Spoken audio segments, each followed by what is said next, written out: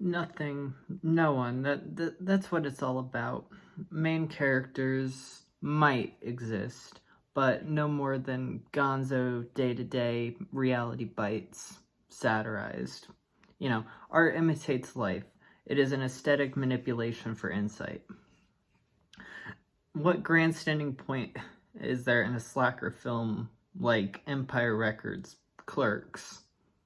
Aside from a nice iteration of life, it's disenchanted from the insanity, save a few things of a regular comedy.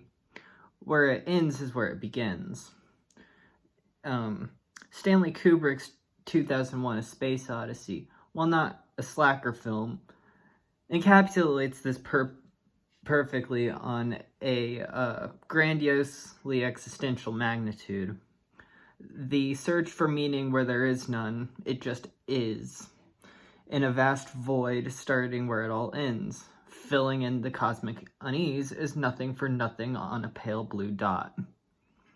At least in Empire Records, he gets the girl, they save the store, but ultimately end up right where they begin originally, save Warren, except his name's not fucking Warren.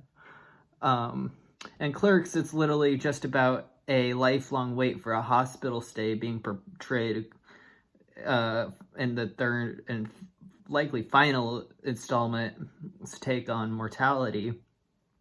Dante, who is characterized in regards to Dante's Inferno, and Randall having their respective widowmaker heart attacks based on Kevin Smith's own experience of the matter.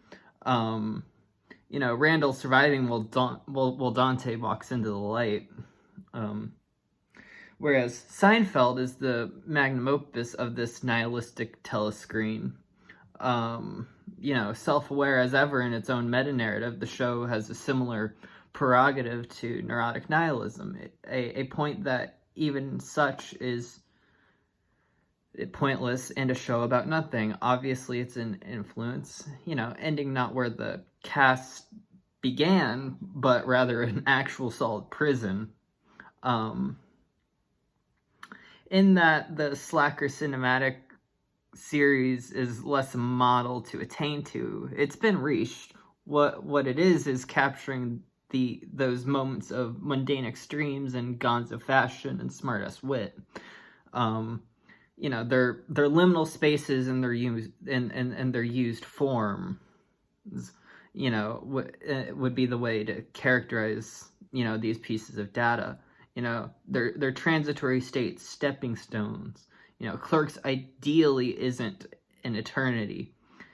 Absurdly, this turns said comedies into horror films because they're ironically comedic. They're creations that confirm condition. It's acceptance of assimilation and neuroticism in mundane extremes. Horror as a byproduct is comedy often because it shows the actual, quote-unquote stupid reactions to the insane and implausible scenarios. Scenes might just be superstitions on a green screen, but the supposedly stupid reactions of the characters we gratuitously watch die act no different in observation than when we in real situations do. Splitting up, falling, and being too winded to get up, yelling at a friend, like, come over here. It's basic instincts. Horror is a comedy because of the reality and the implausible. Comedy is horror in the plausible.